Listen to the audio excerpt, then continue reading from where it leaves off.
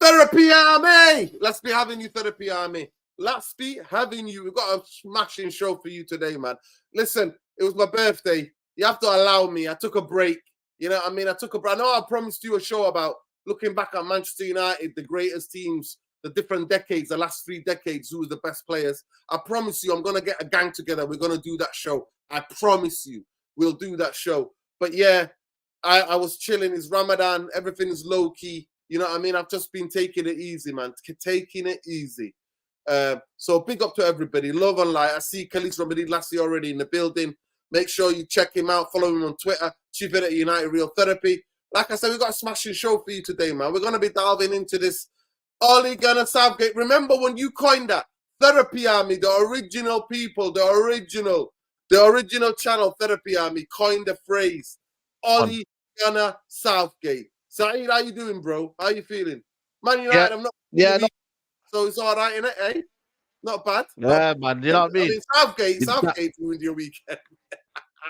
Bro, Southgate, man. Oh, man. I was laughing my head over your man's reaction. No, how are you, bro? How are you, first of all? How are you? You good? Yeah, man, I'm getting there, man. Just still, my leg is not too well, but other than that, you know what I mean? Life is good. Yeah, man, Southgate just ruined my whole mood, man. The weekend, bro. Like, he killed my whole mood off. You know what I mean? Watching that on was it Friday night the game was on? What day was it? Yeah. Friday. No, it was Saturday, actually. It was Saturday night. Saturday night. Sorry. Yeah, man. Ruined the whole mood, man. I just was like, what is this guy, man? Who is this guy? You know what I mean? And why does he play this sort of football when he's got... You know what, Nuruddin? I think this is the best talented squad we've had since the golden generation. And they didn't have the depth of what we had. We have the depth. Them man did. Yeah, listen, big up to Darius Vassell, yeah, but Rooney's backup was Darius Vassell. You know what I mean? Whereas we've got Ivan Toney, Watkins, Harry Kane. You know, we've got players, ballers, Nuruddin. You know what I mean? And the fact that these guys can't play under him, it's just, it's sad, man. But other than that, man, I'm all blessed, man. You get me? Like I said, United didn't ruin my weekend. But I feel like I needed a break, man. Because right now, to the end of the season, we're going to have relentless football, man. It's going to be football after football. Yeah, man. Yeah, you know what I'm saying, bro? So going to be too painful. Just big up, man. Join the game by our brother from South. Our brother from the South. Love. Talk to me. How you doing, man? That's the weather up there. I'm in the building, man. London is just grey. It's always grey. Now it is. Yeah, it's just been a long week. I've had a little pop-up in Shoreditch that we spoke about earlier on the other show. Yeah, I was in Box Park for a week doing a shoe drive and doing a bit of Air Max, building up Air Max week. But just, I took time out. Didn't really check up on United much, see what was going on. I needed a break, like you were saying, Simon, man. It's just been relentless, and I feel like, I feel like there's been a lot of gaslighting as well in terms of, we're getting this guy in, or we're getting that one in. Then it's like we're getting linked with players that are 100 million. Then it's like, no, we're going to be going for the latest up and coming young kids that are 20 million. Like, I'm done. You see that. Well, South America now. This is the situation now. Apparently, we're looking at South America for these young players, but I'm like, United, bro. Like, bro, I don't know, man. I don't know I don't know if it's just PR or they're just trying to make it look like we're gonna be. Bro. Yeah, man. It's crazy, man. It's crazy. Yeah, man. Yeah, big up Musa, man. Always love to have you, brother. It's always a pleasure. Welcome. Big up Tom. Tom, International Madam Mystery. How are you, Tom? Whereabouts are you in the world? Eh? Seven Hills. Big up, guys. Big up. Yeah, Sheffield. So Seven Hills. It's a bit sunny out there. It's a bit sunny now. Sunny weekend. Yeah. Been a bit sunny today. Yeah. Hey, there you go. More sunny than Manchester. Honestly, Manchester feels like a proper January freezing day, mate. That's what it feels like. And it's the end of March, mate. It's crazy. But it's love, people. It's love. Big up to every one of you. Please smash a like on the video. Subscribe to the channel. Like Musa said, Saeed said, honestly, I've just took a bit of time out. Man United didn't ruin my weekend. You know what I mean? It's been Ramadan. Everything is, you know what I mean, peace and quiet and chilled. Other than what's going on, us people, you know what I mean? But advocating for what's going on and what's going on in Sudan, in Congo and in Palestine. Sudan, man. Free everyone, man. Yeah, man. Free the people. That's what we say. Free the people. Let them go. That's what we say. So big up to everybody. Love and light. And I miss interacting with you guys as well. But we got a bit of a jam-packed show for you today, man. I'm really excited. And I'm really, really looking forward to seeing this. And it's honestly, First one is, how many of you are sick of the PR, INEOS PR, especially with the stadium talk and that? I'm like, I'm not here for this. I mean, I'm not here for this stadium for the North. I'm after about Manchester United Wembley stadium, of the North. not Wembley of the North. I'm not here for that. Then we've got the Southgate links. They're real, by the way. They're real. And then it's the other, the last topic for us to discuss is about. I don't care about Manchester United players' form in an international. I don't care. I'm asked about what you do in a Manchester United shirt. So we're going to make that clarity because I see some fans using other players that they like, they gatekeep for, and then using it to bash over the heads of the other fans in our fan base. So I'm like, you shouldn't be doing that. When listen, if you're gonna do something in Manchester United shirt. I'll praise you. I'm not here supporting these countries, mate. It's simple. So, but let's get into the first topic in it. Let's get into it. Saeed, genuinely, you are a guy who said, and you're not in your backing guy. You just said, I want to give them a break. I want to see what they do. I'm here just to see because they're promising a lot. But genuinely, even you said you must be getting sick of the PR because it's every what it day. is? Yeah. You know what it is? Yeah, it's a lot of PR when that like certain parts of the jigsaw hasn't been like basically fixed yet. That's the issue for me. Had everything been set and ready, and we were told about their job and their wonderful accolades and their stuff and what they've done, I would be like, cool, because I would be like, rah, we've got these guys at the club. But like I said to you, Dan Ashworth is still not here. You know what I mean? Wilcox is still not here. So there's still a few missing jigsaws in that puzzle. So that's why I'm like, when I see this all year and I see Sir Jim, you know what I mean, and about 1,000 podcasts and that, you know what I mean, talking about Kylian Mbappe, I'm like, broski, forget Kylian Mbappe. Think about what we need right now, bro. But he loves it though. He loves, you know, I've noticed it. He loves the limelight, you know. I thought he'd be one of them rich billionaires that just don't, you know what I mean, that are just low key and that. This guy loves, he's a content creator now, man. He's not even a millionaire. Man's doing podcasts and that, bro. Billionaire content creators, Crazy. man, coming to somewhere near you. The Billionaire Club. That's what it's going to be called, isn't it? Their podcast. The Billionaire Club, mate. Honestly, big up to Khalees Wembelassi. Khalees Wembelassi says, way too much PR. I take it Neil Ashton. Yo, Neil Ashton, John Mate, and nobody's going anywhere, mate. I'm telling you. We said that. Everybody said the Qataris were doing sports washing. We told you this is greenwashing, and he talks about it. And my guy now talking about how he's lobbying MPs, and he's got a couple of the politicians on the payroll because they're all talking about this Wembley of the North. I'm not asked about no Wembley of the North. My words. I'm asked about a stadium that belongs to Manchester United. That is for Manchester United. What are the things that the club wants to make money from? That's beside the point. Can you build a stadium for Manchester United, Tom? That's what I'm asked about. But Tom, I'll go into it. The PR stuff. Talk to me. Are you sick of it? Or like Saeed said, the jigsaw is a bit messy at the moment. The jigsaw is a bit messy. They only got one Barada, and now all of us are supposed to get giddy. You know what I mean? I tell everybody not to get giddy. Well, we haven't even got the guy yet because he can't start work till the summer. So everybody's getting gassed. Ten Hag's going to probably, be giving his P45. Technically, the guy doesn't even work for us yet. And as much as people want to say it, and it's probably been portrayed out there already, he's coming from what a lot of people believe is a corrupt football club in Manchester City. And he's one of the main cogs in that wheel that's made it so successful. One of the four sort of wise men in Manchester City, behind Tixi, Pep and Soriano. He was a part of that four. And if that club's been doing what's been alleged and it's been put out there in the allegations, you're telling me the guy didn't know nothing about it? Please. But at the end of the day, with this INEOS thing, listen, they're throwing names around there as if there's no tomorrow. Dan Ashworth, Jason Wilcox, all these different people. A couple of guys from Brighton that they were looking at. Potter's name's been out there. All these different managers. Now it's about stadiums. First it were 90,000, he said, to the Manchester United Supporters Trust. He's going on a cycling podcast going on about Mbappe. I mean, he's doing the whole fucking tour of Europe. And now he's going on about 100 capacity stadium, 115,000, Wembley of the North, all this stuff. And look, you can say all you want to Jim in interviews, and you can be the PR guy for INEOS or whatever you want to be, mate. I'm not interested. Until you actually get some labourers, you get some proper developers to assess Manchester United, the actual Old Trafford turf. You can say all this about you want to regenerate that area of Manchester and about the Industrial Revolution and everything, and you want to almost re-galvanise that whole blockade that Manchester United own, and you want taxpayers' money to help fund towards that as well. Listen, you can talk a good game. He talks a lot. That's what I've heard with Jim. He's talking a lot, but I'm not seeing a lot happening. Listen, what he did with Berardi and everything, it was very in the dark. It was very out. It was very quiet. Nobody knew fuck all about it, if we're being honest with it. But they're saying about Dan Ashworth, and he's on this gardening leave and everything, but the guy's still not even been appointed as Man United director. They're still negotiating over, is he going to start in September? Is he going to start in the new year?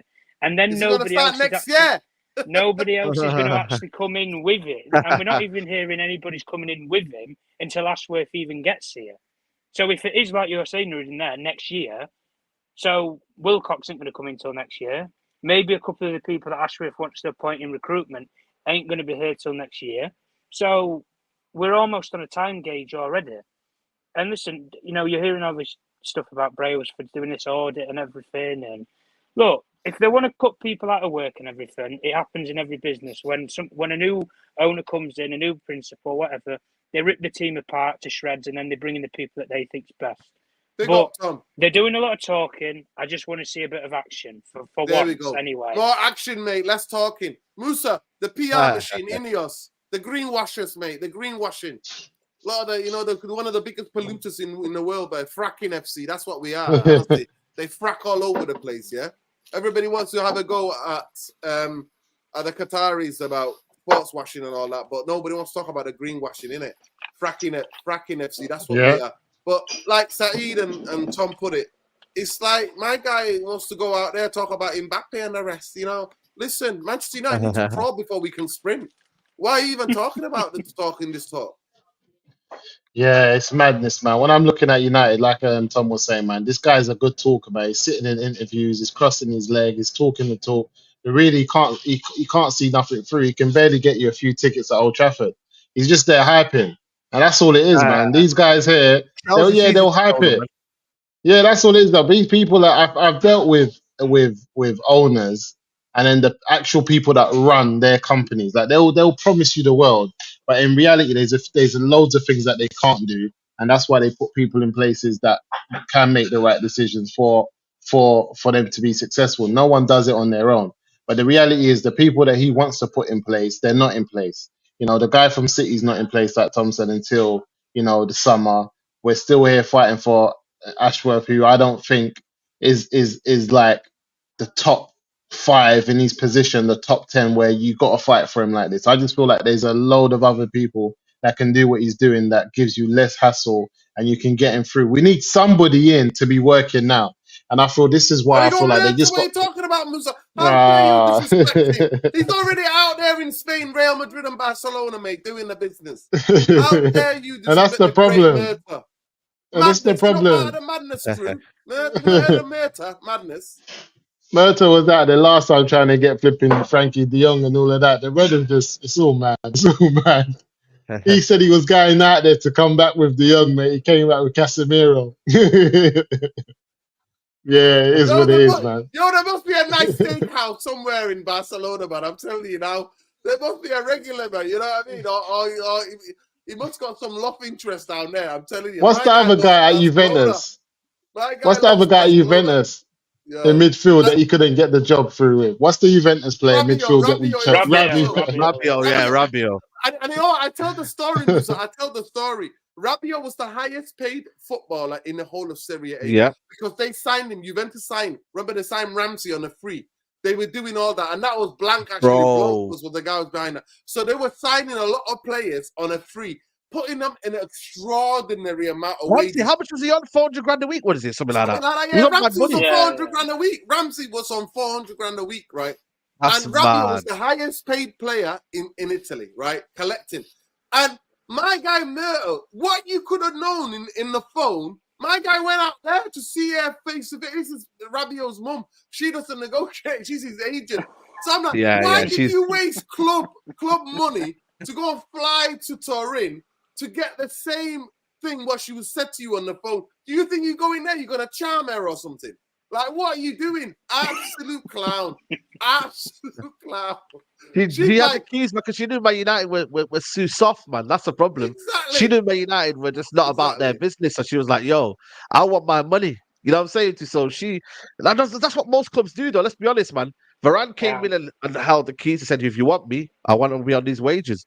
We do it for every single player. Like, you know, that's just what we did. That's why the Indians have to change that narrative of we want players, but we don't want, if this player doesn't want to come on these wages, we go have a database that we can allow us to go and get this player who can be on these wages at a similar profile as well. You know what I mean, bro? Because let's be honest,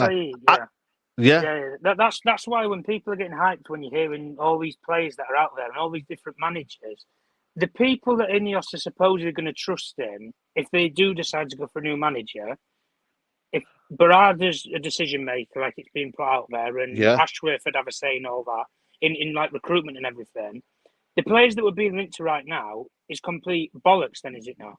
Because Ineos can't trust people that they don't even employ right now. They don't. Which players are you talking about? Which players? Well, you talking about the brain boys and all that? Like Elise, and you're hearing about. Man. Every day you're hearing about a new player and this, that, the other on the blip. But technically, right now, the people that Ineos are going to trust to run the football club, because apparently they're going to let Barada do his thing and decide on the manager. They're going to let anybody else do what they want in terms of Ashworth and recruitment, bring in people that he wants to bring in.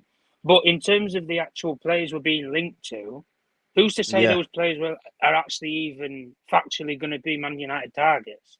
Right now, I think it's up in the arms anyway, guys, because I don't necessarily think anybody knows what the fuck's going on in terms of players or the manager's future. I don't think anybody knows. Facts. I think it's right now, Ineos, they're targeting the people that they want, and until they get those people in, I don't think they'll make any decisions.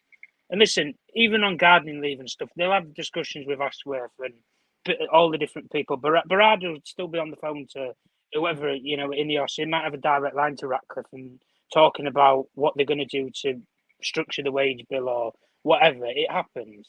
But at the end of the day, when they're hyping up as much as they are in the media, saying they're going to build a new stadium, they're hiring this firm that restructured the whole Spurs stadium. For Manchester United, especially with Old Trafford anyway, for me, if we're talking about stadiums and everything, guys, I don't want a toilet bowl. I don't want a toilet bowl. I want 4 quarters, like we have right now. 4 quarters. You can build it to 100,000. I'm not bothered about that. Build it from scratch. 4 quarters. I don't want one of these NFL grounds where it's round, it's circular, it's a toilet bowl, it's got nothing. It's got nothing that Man United are actually built upon at all, other than the land that it's built on, because it'll be next to Old Trafford. But Sir Jim's, like I say, guys, he's doing all this talking and everything. We're hearing all these player links, all these manager links, but there's no action. The only thing that we've actually seen them do is they brought in a guy who might be dodgy from City. That's the only thing that we've really seen these guys do. Look at that comment there. TK makes a comment there, says, our owner's done more podcasts than hired people. Aye, that's crazy, man. That's funny. That's funny. Big up TK, man. Listen, I'm big up to my East African brother here. Let me just get DI, he says. DI. Hello, guys from Anasalah will join the channel. Listen, from Mauritius, all the way in Mauritius, man. Mauritius. I need to visit there, man. I need to visit there. Beautiful, man. Just the East African islands, man. Just off the East Africa, coastline, man. Yeah. Big up 100%. That's what I'm saying to you. He's done more. He's done more podcasts than hired people for this new structure. Saeed, I'm going to stay with you. Obviously, I saw your match reaction. Saeed, I'm telling you, no word of a lie. I explained to you, the Southgate links are real. They're real, Saeed. They're real. Because, let me explain for people. They're real because it's not just one journalist who got that. It's a briefing done by Ineos to put the feelers out there, the temperature. You put the brief out there to gauge the temperature. Dipping the toe in the water. Of the fan base, right? So when you hear about Ole Gunnar Southgate, we coined it on here. You were here, remember, in the summer. Yeah. Ole Gunnar Southgate, you know what I mean? We were all here. Big up Tom. Therapy, came up with that. At this moment in time, I'd rather have Solskjaer and Ten Hag than I'll have Ole Gunnar Southgate, mate. I'm not having it. I'm not having that. Would be the biggest Howard FC settings. So what does that tell you? You were a guy that was like, okay, I'm listening to Ineos. Does that worry you? Be honest. Does that worry you? The fact that they think they can get into bed with man like Southgate. You know what it is, though? I just want to know where the links originally came from, innit? But then when you actually look at this deep backstory, it's because of the Dan Ashworth links. That's where I think it could be lazy journalism. It could be. But then when Gary Neville starts spouting nonsense and overlap, and then Roy Keane, do you see what Roy Keane said? He said he can become Man United manager. He's got the acumen. And I was like, what? And they were just kind of like flirting with the idea. And then Ian Wright came out and said some of his beats and whatnot. I was like, come on, man. Like, all those men have to protect the brand. Roy Keane now, Gary Neville's hooked him up. He has to protect Roy Keane brand. He's got to protect the brand, Roy Keane brand.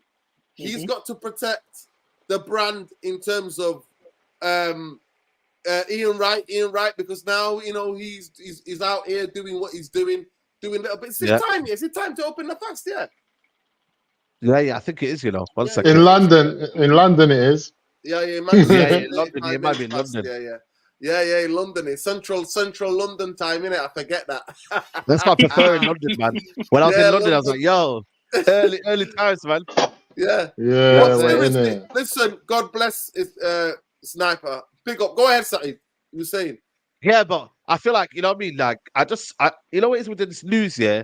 It's just like, it needs to be deaded. That's all it is, you know, with me, you know. It just needs to be deaded. Like, I think that's the main thing I think everybody's looking for, is that this news story, that it just gets deaded. It just gets put on the, you know, just like, you know, we just dead the news. That's all we need to know. Clarity, you know, because I feel like, because he got the Euros, and it's probably the worst manager to be linked with, isn't it? Because had it been another manager like De Zerbi, once the season's done, you can start negotiating, or you can start negotiating now. Depends on what.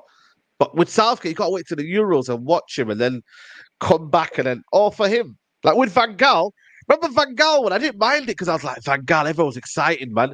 You know what I mean, bro? Like, because remember we did we not sack David Moyes? I think we did, didn't we? Yeah, we sacked David Moyes. Giggs took over, Giggs and Scholes and Giggs took over, yeah, remember? Yeah. So then we were like, yeah, cool. But then obviously Van Gaal was clever, man. They turned up to his training ground, and then he was like, yo, like, what do you think? Well, you know what I mean? You're a good reporter. Basically, it was just like messing around with the minute, you get me? And I liked it, man, because I was like, yo, this guy's a funny guy, innit? So I don't mind that. But when you're flirting around and asking Gareth Southgate whether he wants to be a manager, you're putting him on a pedestal. Where then he then rethinks his situation, be like, yo, he goes back to his agent and be like, yo, have we got a future at England here? Do you think we should think about this role? You know, and then you're giving him these ideas. So it's not only just Man United having the ideas. You've also put in Southgate's mind of, hold on a minute, if I don't do well in this situation here, I'm not going to get another good job, you know. I'm not going to get a job at club level, because let's be honest, you haven't really done well at club level, and you're not going to get an England job for a while. You know what I mean? You might work for the FA again and whatnot, but that's you done at the age of what, 53 is? 54? You know, you're fairly young for a manager. And he's there done at that stage? Nah, surely not, man. Surely not. So that's why I'm saying he thinks that, you know what, he might want to reconsider his future, and it might give him all this, you know, these situations where it adds fuel to the fire. And we don't need that, man, right now. We need clarity. We need, right, is it yes or no? Right, move on, see you later. You know what I mean? This idea you're waiting for. A club like Man United wait for Southgate. Just, for me, that's why I don't want to think about it too much, because I'm like, it don't make sense. You know what I mean? It don't make sense for Man United idiots to go for him. Well, to some people, it makes sense. And Pengboy says here, who's reliable journal that reported Southgate? Well, it's the ESPN. ESPN, one of the biggest sport media in the world. Yeah. And they don't put articles out without getting a briefing, mate. That's a brief. That's when you know it's a briefing. So you go and check that out. They never put anything out unless being briefed by the football club. So yeah, it is what it is. Big up to DTR, and says Ineos moving bit spooky, like yo, spooky, yo. It is what it is. Genuinely, big up to you. At the end of the day, when I see Manchester United, for me, and I'll go to Tom. Tom, like, at the end of the day, you're putting the brief out there for a reason. You're putting the brief out there for the reason why you would think this is who this is. So, at the end of the day, I'm like, Southgate Like, are Manchester United that bad? Are we that bad? That Southgate thinks he could come and manage Manchester United. Man, who took Middlesbrough down. Man, you couldn't even. Euro was practically hosted in England, and he couldn't even win it. He couldn't beat a Mancini team at Wembley, where Mancini got done by, when he's at City, got done by Wigan. Come on, guys. We saw it. We saw he chokes at finals. He's too cautious. What the hell is going on? So that's what I want to know. But go ahead, Tom. Yeah. I mean, even if you want to talk about that Euros final, do you know in that whole game, do you know how many shots England actually had in that final on target? Yeah. One. Go on. One fucking shot in the final. Wow. And it was the Luke Shaw goal. That's the funny argument of it. That's the only shot that they had on target. It was the only goal that they scored in the whole 90 minutes of the game. It was shocking. Listen, Gareth Southgate, as much as people want to hype him up, look, he's done well, but he's done well with a golden generation of young players who, if in many cases, if we're saying it for what it is, guys, they don't necessarily have an experienced coach to work with. Gareth Southgate's done fuck all in the game of management. Let's face facts. He, as Nuruddin said, he took Middlesbrough down. That's his experience. He's not a Jose Mourinho. He's not been around Europe and won all these different trophies. He's not even a Mancini, who he's done bits in the Premier League. He's done bits in Italy, wherever else. All he's known for is Middlesbrough and the penalty miss fucking a generation ago. That's what Gareth Southgate was known for. But he was brought in at St George's as almost like what we were saying before about Ole Gunnar Solskjaer, caretaker guy. See it out and we'll assess the options. He did okay in a decent patch. I think he played a couple of group games in qualification for, I think it was the World Cup. Played a couple of shit teams, qualified for the World Cup, and then they said, "Hey, Gareth, you can have it for the whole summer and see what you do." And then they obviously went to the World Cup, and they got to the semi-final. But this hype that people give the guy, he's won nothing. He's a loser. And look, I'm not going to frown away from saying it. The guy is a loser. He's lost in the World Cup many a time. He lost in the Euros final. He lost as a player.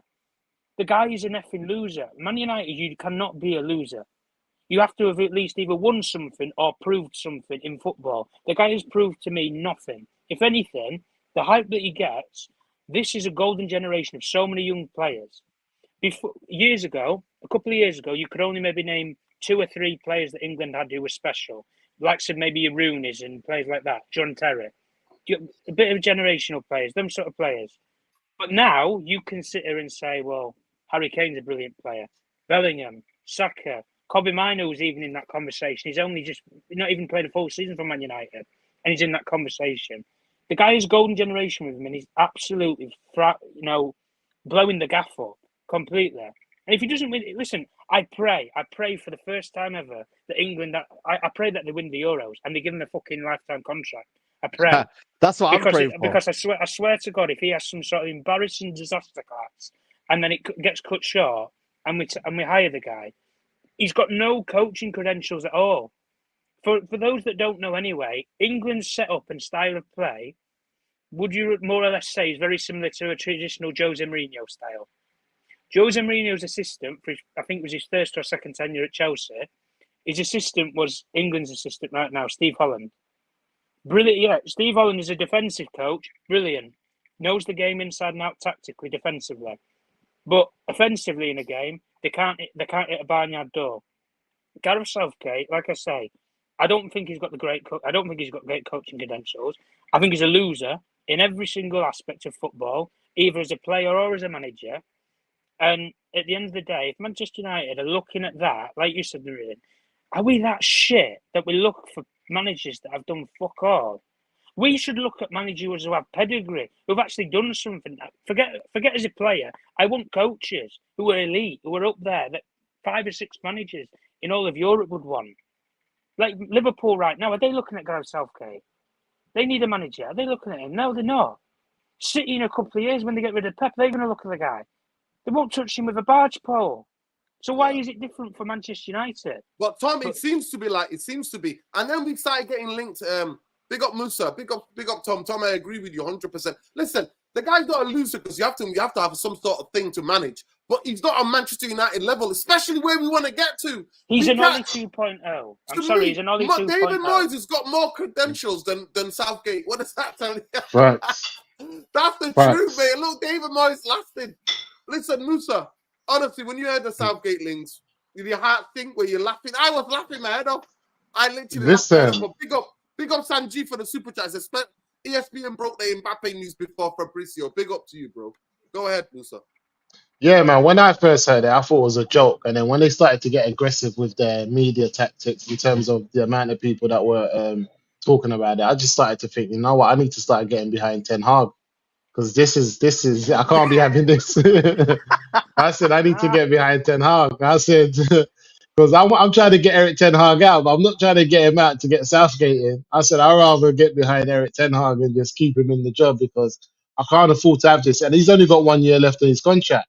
I said I'd rather they go and get players in that the club want for the future and let Eric Ten Hag have 8 or 10 months with him and see what he can do before I'm getting Southgate in. And if Eric doesn't work, you don't renew his contract, you get him out and you get someone else in. I've waited long enough for the club to get that injection of money, and we waited a year between that Qatar and Ineos stuff, a whole year to end up with Ineos. And now we're sitting here again, and it's the same type of tactics that they're giving us, man. We're telling us to wait for this person to come in, wait for that person to come in. And like I said to you before, it's like you said, I think it's jobs for the boys, man, with Ashworth, and now they want to get Southgate in and get Cox in and all the Wilcox and this guy. And I'm just like, I don't know what's going on. It's like Sir Jim's called them all up and said, listen, if I get this deal through, you've got a job at Old Trafford. And that's what we're dealing with. And I'm just not interested. I want to see, with all this experience that you should have, and especially being in France and stuff like that, I thought we would have been linked to at least a few other, people in that same position that's just got maybe a bit more about them from different parts of the world, but we haven't, and we've only seen what we've seen with this. And I think Southgate for me is the one that I can forgive a lot of things, but I can't forgive Gareth Southgate coming to Old Trafford. That's not my man. It'll be good PR, guys. He's got a whole wardrobe with the waistcoats, the suits, everything. He's been up north. He's been to Middlesbrough, Wembley of the North, and everything. Listen. Yep. Listen. Everybody's getting it. You know what? They take the Wembley of the South away from you, give you the Wembley of the North. And then they bring you Ole Gunnar Southgate. He's the transition. But we were also linked with Ange. And I got to be a bit excited. Yeah. I was like, what was that about, by the way? What was that about, by the way? That Ange. So basically, what was saying that. Yeah, because I didn't read much of that one, to be honest with you. So basically, what was said that Manchester United, if they get rid of Eric Ten Hag, are not going to be stopped by other clubs having their manager. They're going after other clubs, even if they're doing jobs at other clubs. I'll wait and see. I'll wait and see. It was almost kind of like they put the feelers out about Southgate. The fan base on Twitter exploded. Then they were like, "Oh, Ange," and they were like, everybody's like, "Oh, okay."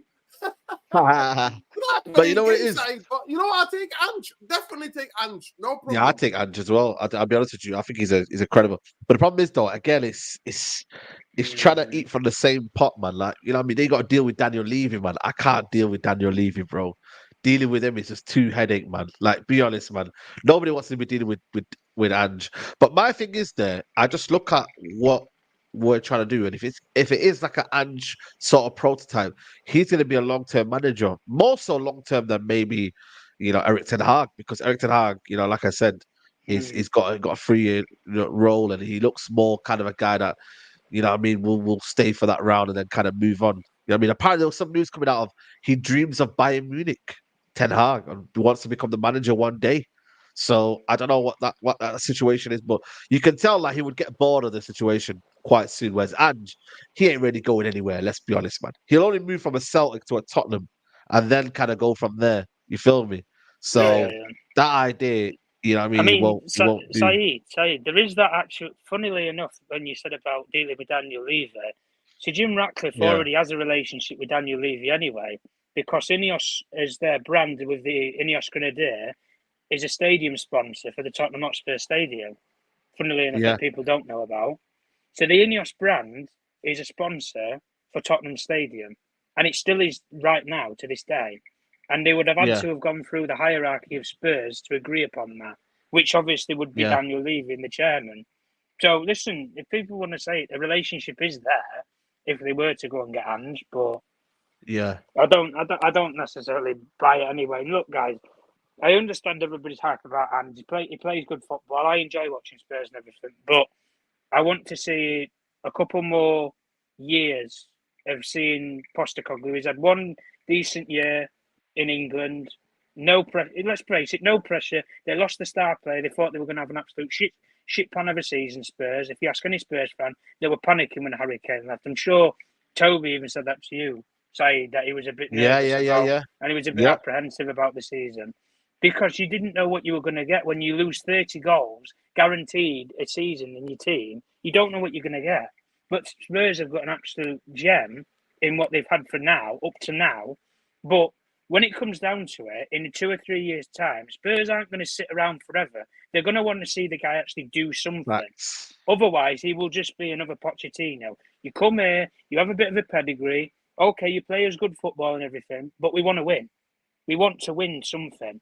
And if it comes down to it, let's face it, he bombed out the Carabao Cup without even trying, with the team selection that he did in that. They bombed out the FA Cup. They're not going to challenge for the league title unless they do some serious recruitment and they buy world-class players for minimal money. And that's going to take a couple of years to do and build. And then the Champions League, well, we don't know what Ange's like in major Europe competitions. Because he's not. I think he's been in a couple with Celtic, but he's never gone anywhere. And they played good football, man. They really played good football. Yeah, they play good football, really. But I the want biggest to thing see for me, for Tom, a couple of years. The biggest thing for me, most important thing for me, is the football. Ange has a distinct way, and he's not uncompromising. He's not going to compromise that about himself. But big up Tim. Tim said some of the best YouTube. Much love, gents. Love to you, Tim. Not currently on board with the manager yet, but still great. Listen, good conversation. Listen. At the end of the day, I think Eric Tonight is sacking himself, Tim, because he's making the same mistakes. And the football's been dreadful, Tim. Come on. You know what it is with Remember me? when I was saying... With the 10 hours? Go ahead, Saeed. Go ahead. I was going to comment on that bit there, saying, like, it's gone past for me, like, explaining why Eric Tonight should be sacked. He's explaining it himself. You know, he's doing it to himself. Do you get it, Lauren? 100%, Tim. The point is that I wanted a good football. I wanted a manager that's not compromising.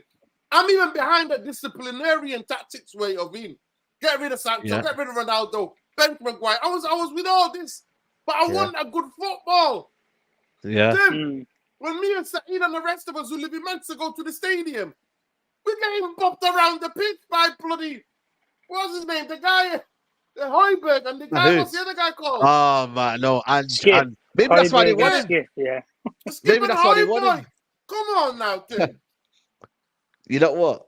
Maybe that's why they won him, man. Maybe that's why they're looking for Ange, because he came into that game. I think that might have been the game where Jim Ratcliffe was there as well. First game. Yeah. It was, wasn't it? That's the last time he was there. So maybe he's thinking, how was a man come into a job and showed that he can have 6 or 7 players out and do a good job with that team? So but there's no expectations, so that's my only argument. I get it, but still, we're both going for top 5, though. We're both going for top 5, so he would have looked at it on the same level of your guys are competing for the same thing, so hence, therefore, you need to do better with the tools you kind of had. You know what I mean? Like Spurs would give him the time, though. That's the Spurs will give him a minimum of 3 years, and they won't sack him, so long as they keep playing good football and the fans are on side. If the fans back the manager because of the style of play of the football, they'll give the guy time.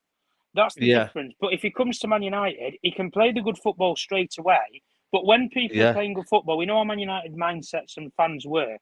We were playing good football, the Ole Gunnar Solskjaer, and everybody thought, we're back. Oh, Man United are back. Rio got fucking giddy on his seat. Arse off his seat saying, sign the contract early. Everybody were getting giddy at that one point. And should come in, we might play good football for 6 months. But then for the second season, everybody's going to start expecting, he has to win the FA Cup, he has to win the Carabao Cup, we're playing good football, Man United are back, blah, blah, blah.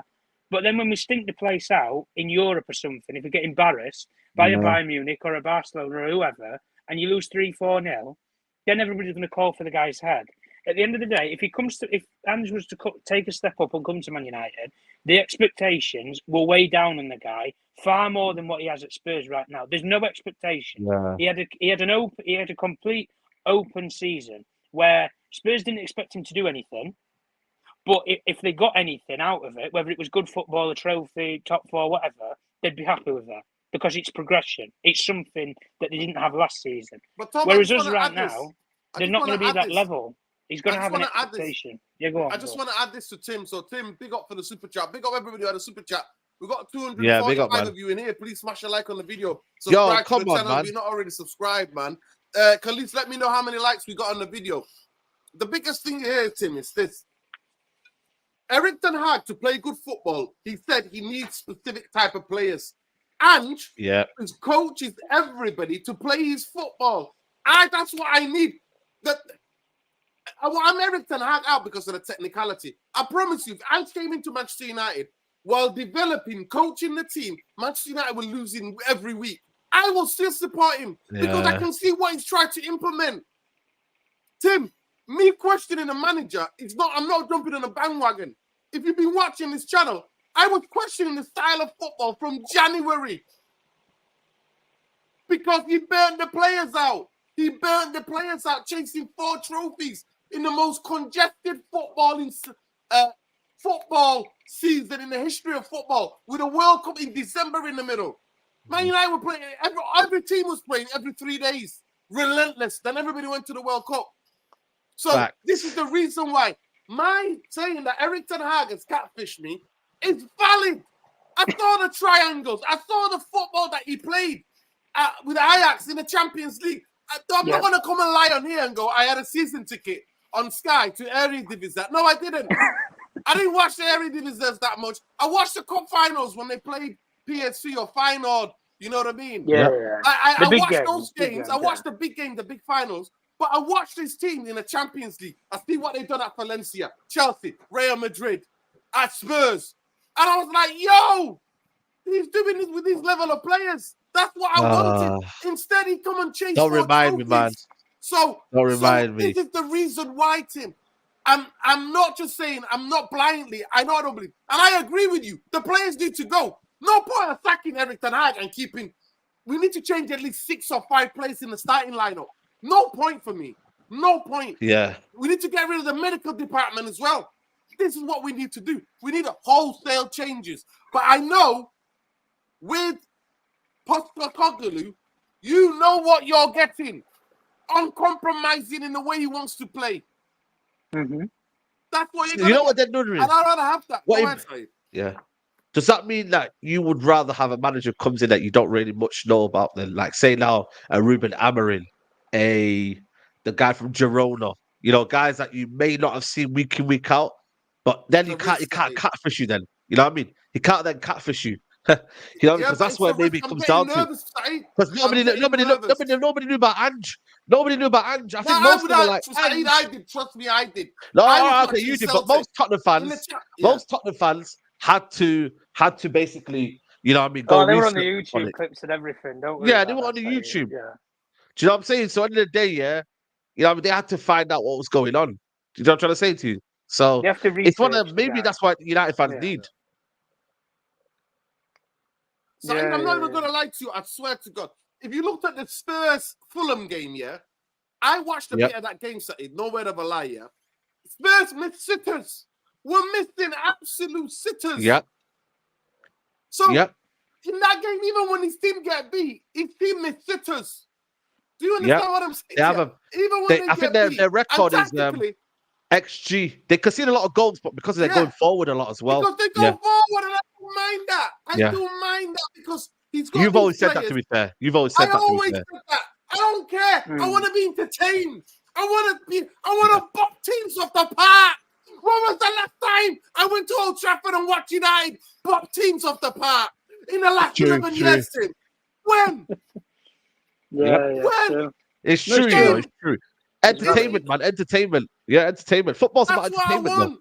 I know Manchester United under the Glazers were not done to go and win the Champions League or a league to challenge for a league or the Champions League. Yeah. So what do I want? If we can't have that, I want entertainment. I don't want miserable football. Miserable football. Yeah. I'm not here for miserable football.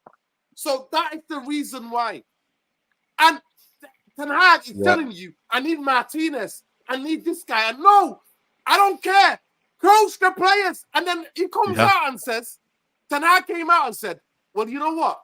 I actually don't believe in coaching. I believe in the game. The players get to the rhythm and the way they want to play the football we want to play is in-game. No, it's in training, mate. Yeah. And then I go and find out. I asked, so he knows who I asked. But I asked her to find out. Oh, they do a lot more. All they do is video work. He believes a lot in video work. Nah, mate. Nah, I'm sorry, Eric Ten Hag. I'm sorry. I know Manchester United is a monster of a football club. I know you got to deal with all sorts of things. And I know that the Glazers and Merter and the rest of the guys and man like Richard Arnold, and I threw you all under the bus to deal with everything, right? Yeah. And you've got to come out and deal with all these things. But I'm afraid the most important thing is what you see on a Saturday or what I see on a Wednesday or what I see on a Tuesday. So this is what I want to see. And I don't see that. Yeah. And then his decisions on the transfer market. I'm sorry, it's been horrendous. It's been horrendous. Yeah, no. If it does push come to shove and they do ditch Ten Hag, whether it's now or at the end of the contract, whatever, let's say they have the team in place that they want. Ideally, they're going to go for a manager who will want no control. Because that's what's being briefed right now. The manager's not going to have any control over the transfer policy. It's going to be, we bring you in to play a set way. You sit on a coaching ground with your coaching team and you prepare for Saturday. You prepare for Wednesday, European game. You prepare for Friday. You prepare for whatever, FA Cup, Carabao Cup. You prepare training, the work ethic of the players, the tactics, the style, everything. That's all you do. Everything else is done for you. When it comes down to recruitment, if you need a new player for a position, tell us what you want. We'll assess the leagues in all of the world, all of Europe and the world's biggest leagues. We'll find you 3 players. One of them might cost 15 million, who might be some 18-year-old kid that no fuckers heard of from a club nowhere in London now. Then you have another player who might be, say, 40, 50 million, who might be a hype young player, say what Kobe Mino is right now. A similar sort of profile, who might be a prospect player who's playing really well at this moment in time, or like what Jude Bellingham was when he was at Birmingham. And then you might have the Rolls-Royce player who's furbished, ready to go, which might cost 70, 80 million pounds, which that might be what you're going to pay now to get someone like a Jude Bellingham, to get somebody who's actually quality, but primed for that position. This is the market that United need to work in right now. If they don't like the way that the manager's setting the team up right here and now, or Eric Ten Hag refuses to accept less control based upon what he came to the club with the promises of, which was, I want control. If he's unprepared to accept that he's not going to be in control anymore, and he doesn't want it all done for him, if anything, guys, it should be a blessing that you don't have to scan Europe's leagues, watch all these videos, analysis, everything, to recruit players for yourself. I think that's actually helping Ten Hag, not a burden on the guy. But if we're going to bring somebody in, this is the last point we're going to make. If we're going to bring somebody in, bring the guy in who's going to be there Monday, Friday, high intensity coaching, work one-to-one with players. And that's the point when you made before, when we were getting links to say De Zerbi fits that profile because all he wants to do is coach. He doesn't give a shit about the recruitment market, the transfer market. He wants to coach. That's it. There you go. We need a coach, and if that's what we're going for, go for a coach. Don't go for this manager Prestagna. Like Gareth Southgate's not a coach; he's a manager. He can't coach anything. The guy, and at the end of the day, Steve Holland is the coaching for England because it's the same setup that you saw with Mourinho at Chelsea. Hasselbank. Yeah, Jimmy Hasselbank. Bro, Hasselbank. He'll be our what's my money? Benny McCarthy. We got Benny McCarthy. Steve McLaren. Hasselbank of number 2, No, Hasselbank. Who would you have in your day, by the way? Benny McCarthy or Hasselbank in your day? Prime Hasselbank or Benny McCarthy? Benny McCarthy was different, Benny McCarthy. Yeah, Porto and Blackburn. Bro, but Hasselbank not for Leeds. Some goals, some goals. I know, But but Saeed, listen, yeah, but honestly, there are rumours that are coming outside, and it's been mentioned in the past couple of months that if Ineos want to get their project in place, that Ten Hag might not want because he wants control. So he might not even want what he agreed on. He signed the contract to have control. And if they say, no, you're going to have that control, he might walk away. And that's best for everybody, isn't it? That's good for everybody. Yeah. He's not going to walk away without a paycheck, Nuruddin. He's not going to walk away without a paycheck. Compensation. It's I'm 10 sure million. they'll start compensation. Listen, man, I don't know, million, man. They can't even pay this 20 from million, that. mate. This Ineos can't even pay this Ashworth money, man. I don't know, man. Right, Saeed, Nah, this is where the PR comes from, where they start saying we're not going to overpay for people. But then you'll see in a couple of weeks' time, instead of it being 20 million, it'll be 18 million. Oh, Man United did a brilliant deal. They succeeded. They got Ashworth to come in September instead of the new year or whenever Newcastle want to do. But it's plain ass PR, guys. And at the end of the day, yeah, for real. if it's taken this long for them to negotiate a sporting director, well, let's face facts. He doesn't want to go. He doesn't want to be at Newcastle. He clearly wants to come to Man United. No. If it's taking this long, how long are they going to take to negotiate for players? Yo. This is my argument. So what's going to We broke it down, Tom. We broke it down on the Straight Jacket podcast. 273 people. Make sure you go and check it out. 75. 75, sorry. 75. Yo, I can't even keep up, yo. 75. Oh my God. From the freight days, bro. From the freight days, you know. Freight days. Man. The journey's been mad. People don't get to know. Crazy. But genuinely, Saeed, I'm not gonna like I just don't see. I don't see how Manchester United think they can get away with Southgate. But the other point I want to get into, I think we all answered it. We all think is a mad one. But it was a brief. It was a brief from Ineos and people related to Ineos. But the last thing is, I saw, I think Bruno had an assist and maybe a goal for Portugal. And then people like bashing, like other fans going, look at Bruno, masterclass, Bruno. So it's almost kind of like players who play for Manchester United doing well for International. Listen, I'm asked about what they do for Manchester United, what they do in that red shirt. I'm not asked about what they're doing in the other international. What do you make of this side where people are using international form? International football is so different to Premier League football. It's unbelievably different, people. It's different. The pace is so different. What you do against Liechtenstein and all of these teams and this San Marino, broski, I couldn't care less, man. I fell out of love with international football a while back, man. It's only really when the tournaments come around and then I might get a bit excited about it. But really and truly, man, I've got one eye closed with international football, man. I'm just there for the vibes, man, because, you know what I mean? You got to remember, Killer says it as well. He plays in a different position for Portugal. And ultimately, you know, there's accountability. You know what I mean, bro? But Bruno, for some reason, when Man United comes around, he's allowed to do what he wants. At least in Portugal, they don't allow him to hoof the ball up and that and do crazy stuff. But at Man United, you know, he's allowed to do whatever he wants, and then he starts to blame it on what did he say about pressures and, you know, stuff like that. You know, I don't, man. You give the ball away because you're naive and you're stubborn and you just hoof the ball and treat the ball like a hot potato. That's why you do it, mate. So there's no justification for that. So yeah, man, international football, listen, it's different when you got Kobe Mino and he's a youngster and he's making his debut and that. I'll always hail up anybody. You know what I mean? Garnacho when he's at Argentina and youngsters. Yeah. But when you're international, established footballers and you're using it, you know, internationals to kind of say to fans and, you know, people that doing all of this, but he does it international level.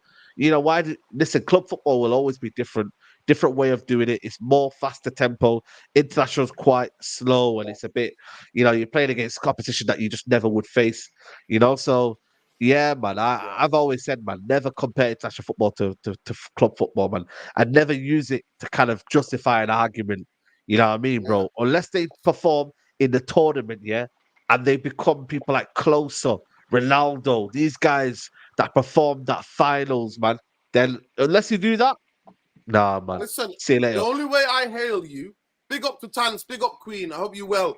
The biggest thing I said, I'll hail you when you do it in a red shirt, and if you do it for the international team, I'll hail you. But I'm not doing it when it's the other way around. I'm sorry, I'm not here for that. Tom, what? It's like this new thing that football fans are doing now. It's weird. They're like, oh, he's done this, he's doing this. But I'm like, International football is so different. The Yeah. Premier League man. is so different. The pace, you're Yeah. not having any time. The level of quality, the level of like hunger, desire, all of the competitiveness is there. Yeah. You don't see that until the last stages of tournaments with the big nations. Then This you is what, see that. yeah, that's exactly what I was just going to say. International football, nobody gives a shit. Let's be fair, right? Unless you're a proud member of the fucking Just England wait there, Union Tom. or Listen, wait there. the Saeed, FA. Saeed, listen, if you need to eat, go and eat, bro. Big Yeah, up yeah, to love, you. man. Love and light, I'm bro. gonna shoot. Yeah, Yeah, love. big up, bro. Yeah, Tom, yeah. chat. Big Make up, sure you like the Tom. video, man. We'll shout Yeah, it I like soon. the Yeah, video. love. Listen, man like me's opening my fast. Everybody's like fasting. The least you could do is get at least 150 likes on this video. Come on, people. Go ahead, Tom. Yeah. No, like I say, in terms of international football, nobody really gives a rat's ass about it unless it's a major tournament. Unless it's the Copa America, the African Cup of Nations, the Euros, the World Cup, whatever it is. Until you get to that tournament, that's when you get judged as a player in big moments, in big games, if you can withstand up to pressure or not. That's where it matters. If you play a one-off game against San Marino in fucking Wembley, who's really going? And you score 8 goals past them, who's going to give a shit? Nobody's going to care because it's expected. In terms of competitiveness, in international football, unless you're in qualifiers and it's at final stages where you need points desperately, then you're going to just have. Then that's when people might gauge an interest in it. But when players want to show form, when they're playing in, let's say, international friendlies, nobody cares. It doesn't matter. It's a game where there's no pressure, there's no heights on it. So players in that instance, if there's a 50-50 tackle, Nuruddin, and like some of the players, for example, if you're in a 50-50 situation where you might have to go into a tackle, if you're a key player for, I don't know, Arsenal, City or Liverpool, for example, in the Premier League, you're not going to want to risk missing out on playing club football for what, a 50-50 tackle in a friendly? You're not going to want to do it. You'll probably more or less you will pull out. But if you're at the World Cup, knackers to that, you go full throttle through the bloke. At the end of the day, in terms of international football, there's always going to be a highlight for one player who stands out above the rest or has a little highlights, cameo, whatever it is. There's always going to be that one player that stands out amongst a few pear-shaped players. But at the end of the day, say if we're talking about England right now, they have a good young crop of players, but they have an underperforming manager who is and like I've said before, who he's underachieved massively with a golden generation of young players right now. But these players, mate, they're going to get to some point and some stage in time where you might see Saka at 28, 29. He's not going to be as rapid quick as he is right now. In the exact same case of Harry Kane. Harry Kane's turning over the age of 30 now. The guy's legs are going to be gone, and they already have been gone for many a year. So in terms of when he's dropping deep and playing balls forward for all the wide players and everything, he's not going to be able to get up the field and score goals himself. So you're going to have to sacrifice losing that part of the game. And he's failing massively with a golden generation of players. But in terms of here and now, players on international duty anyway, they get overhyped massively, far too much. But at the end of the day, when it comes to club football, when you play week in, week out, that's where people will see you the most. You play more games for club than country. It's as simple as that. The only difference is when you play for country, you have a nation watching you. When you play for a club, yeah, you might have a club that supports you and that's behind you. Everybody else around you, they fucking hate you. Let's face facts. Every team in the Premier League, mate, when they come up against Man United, it's their FA Cup final. That's how they see it. That's how they see it. But if you're England and you're playing, like I said before, against San Marino, nobody's going to give a shit. Nobody's going to turn on ITV and watch that. They'll probably turn over to BBC and watch EastEnders or whatever. That's just how people are in society. Phil Mitchell and all that. Yo, big up, Tom. Listen, big up Nate for the super chats. When a Ten Hag ever played good football like Man United, even last season, it was vibes. We don't score enough goals. We don't score goals. That's why he loves Rashford moments, 100%. Yeah. Big up to everybody. Listen, how many likes we on, man? DJ Superfly, let me know how many likes we're on. Big up. DJ Superfly Anderson says, against Liverpool in the last game, listen, that was hit and hope, bro. That was a mad game. That was not a proper control. In the first half an hour we bullied Liverpool. We absolutely bullied Liverpool. Big up Tan says, we pay these players to ball out for our club, not their country. 100%. You said it. You said it, Tans. Big up to you. But seriously, guys, I just don't want fans using that. Please understand football when you're watching it. International football, like Tom said, is so different. You're so different in terms of the intensity of the Premier League or the top leagues in the world. The level of intensity is totally different. It's totally different. So, yeah, it's crazy for me to think that fans are using the form of Bruno to try to win arguments. I'm like, come on now. We're not here for that. Jose Mourinho should be England's manager. He could win trophies. The football's going to be crap though. Low block FC. I'm not with that. I personally think the Newcastle manager should be England's next manager. I think Eddie Howe should be an England manager, me personally. I really think that. And then maybe Jose will become Newcastle manager. Imran. So, this is it.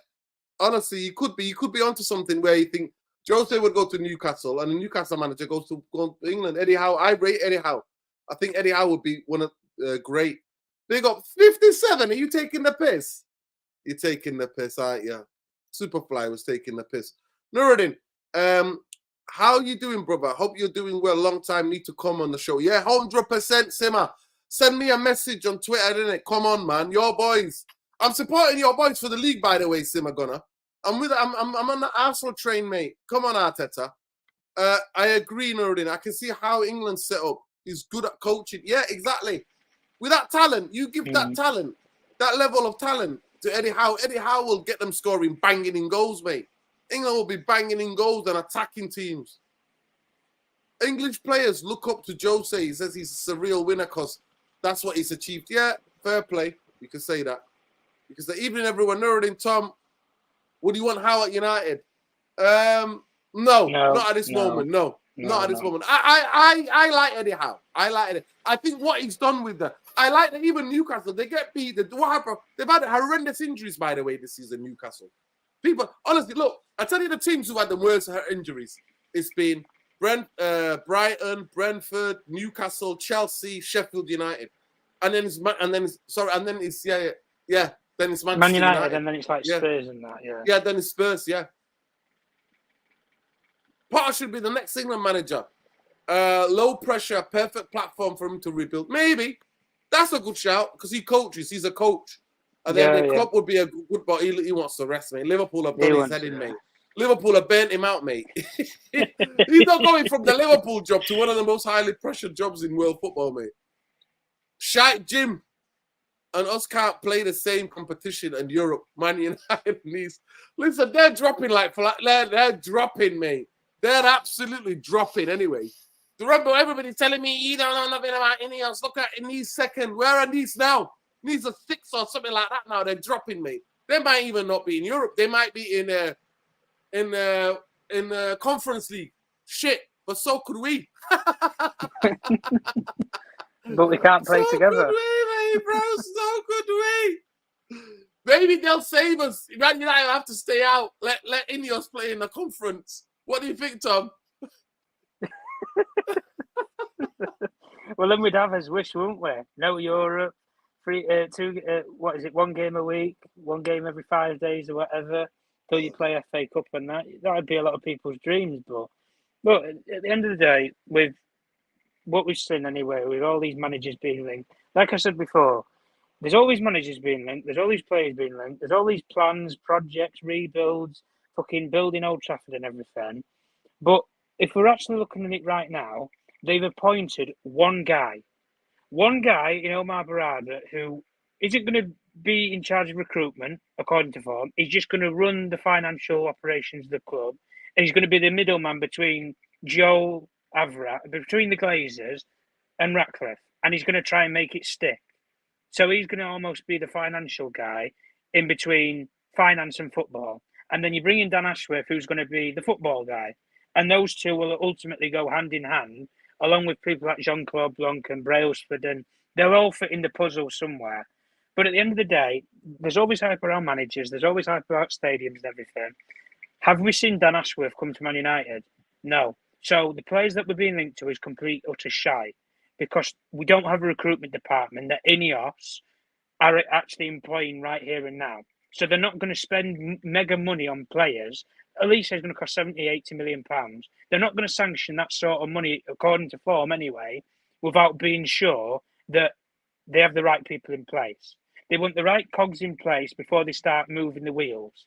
And at the end of the day, you've not seen a labourer, you've not seen a bulldozer near Old Trafford. So this shite about 100,000 capacity stadium, everything, behave, because we've not seen any sort of plans, blueprints. All we're seeing is a couple of people on Twitter who think they're, creative geniuses, but they just put it in an AI program, put Old Trafford in an AI program, and let's see some blueprints and templates. And when you see all these different templates, one of them it's a fucking toilet bowl, the next one it's a skyscraper tower, the next one it's a fucking playground. Like at the end of the day, they're doing a lot of talking and they're not doing a lot of fucking walking at this moment in time. And until we see some action, when people like Ashworth are actually in the door, listen, Omar Barada's not even in the door yet. So people, like I say, with people when they're getting hyped, they're hearing about these players and managers, and everybody's getting hyped. And when you hear about a rotten one, like you have with Tuchel or you have with Gareth Southgate, and suddenly you're shitting yourself and you're doubting Ineos in this case. They've said a lot, but they've done very little right here and now. So until we see some more action and actual progression, let's not get giddy based upon what we've had for 20 years with the Glazers. We've been told many a time we're going to sign the best players in the world. We're going to re-modernise Old Trafford every couple of years. Did it ever happen? No, it didn't. It was all a fucking lie. And at the end of the day, if people want to sit there and get behind Jim because he's prepared to put himself in front of a camera and sing Hail Mary to Man United fans and everything, by all means, go and lick the guy's ass. But at the end of the day, he's done nothing right here and now but say that he wants to do this, that, the other. But nothing's been put in motion yet. This is it. Big up, Tom. I think, Tom, you perfectly summed it up there. Let me just get this super chat. Big up Footy Chips for the super chat. Nuruddin, big fan of the chat. Listen, tag me in a tweet on Twitter. Are you on Twitter, Footy Chips? If you tag me, and then we'll exchange in it, and I'll follow you back, and then we'll have a chat, get you on match reaction, no problem. Always giving people an opportunity. I'm guessing you've got your own channel as well, Footy Chips. Make sure, people, you go and check it out, man. Appreciate the super chat. Love, bro, love. But I think, Tom, you summed it up. You literally summed it up, everything that needed to be said. People need to stop getting overexcited about this. And please, in the chat, believe me when I say this, I've researched it. I didn't go live straight away.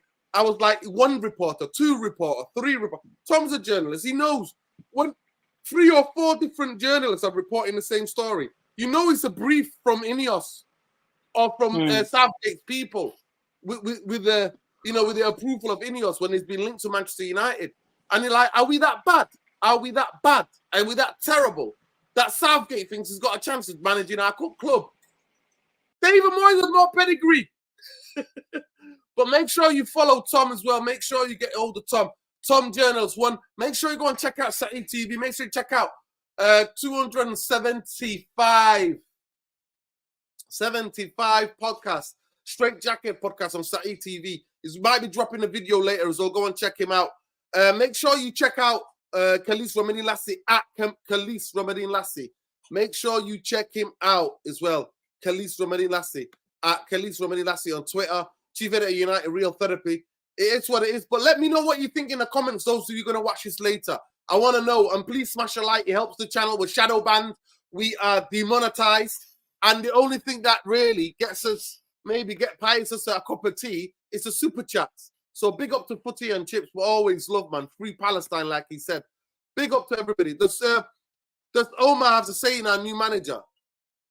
Does Omar not have to say with our new manager? Yes, Omar does. Apparently, yeah, that's what's been reported. Omar is going to be the CEO of Manchester, Omar Barada. So he's going to be the guy. The buck stops with him. And then it's the owner. He takes the responsibility of the football club, running of the football club. Then everything's bumped to Jim and the Vulture Glazers. Big up, avoid Southgate. Our clubs need to avoid. Look what happened to Chelsea. It's ain't 100%, man. 100%. Big up Highbury Local as well. Love and light, bro. Big up to every one of you. Please smash a like on your way out. Subscribe to the channel if you're not already subscribed. And from here, we say free flipping Palestine, free the Congo, free Sudan. You know, that's what we say. Free anybody. Stop the wars that are going on in East Africa as well, in the Ogaden region, in the Tigray region. Free everybody. Free the people, man. That's what we say. And fuck you if you're a Zionist. Fuck you if you support any Zionism, because that is a racist ideology. It's a dehumanizing ideology. And we're against dehumanization. We stand up for the oppressed. Always stand up against the oppressor. That's always what it be, regardless of religion, color, creed, whatever you are, people. I don't care if you are. Malcolm X says, I'm for the truth, regardless who's telling it. And the truth is, there are weapon manufacturers who are making billions of the deaths of millions across this world. And we need to stand against that. We have to stand against militarism. We have to stand against oppression. Free fucking Palestine. That's what we say. We will always stand with the Palestinians. Palestinians, some of the most dignified people on this planet. Some of the most dignified people. Palestinians, like black people throughout the world, that have suffered slavery, have suffered colonization, teach the world life and dignity. That's what they do. We stand against colonialism. We stand against militarism. We stand against imperialism. That's what we do. Free fucking Palestine. From the river to the sea, mate, we free Palestine. That's what we say. We say it with our chest. That means freedom, liberation for everybody. From the river to the sea. If you want to take it any other way, that's up to you. But that's where we go, people. And for those, we're fasting people, we're still bringing you A1 content. So the least you can do is smash a like on the video and subscribe to the channel. Big up to Tan's Queen. I'll see you outside OT soon. Love and light, man. Take care, people. Free Ollie. Solidarity with the oppressed. Always, always. Free Ollie. Big up RD as well. Big up to everybody, man. Big up to everybody. Stop the genocide, man. Stop the genocide. Stop the starving of children. Stop that. Stop the starving of children. Stop that. How can your heart not break? What kind of a monster are you? What kind of a monster to support a regime that's starving millions of people to death, that's murdering millions, hundreds of thousands of children as well? Trust me. I spoke to a friend of mine who worked for the UN. She used to come into the place where I used to work as a cultural arts center. That's my last job. And she said to me, you know how many people, there's going to be more people who are going to die from the lack of food and all of the diseases and all of the viruses that are going to come from not having any humanitarian aid that's needed in Gaza than the people who the Israelis have killed. So that just tells you, it's horrific what's going on. And if you're silent in this, then you're the side of the oppressor. Simple. Fuck the CIA as well while we're there. Big up. Love and light, people. Take care. Good night. Fuck the Glazers. Fuck Jim Durrant and his PR as well. Take care, people. Love and light. See you in the next one.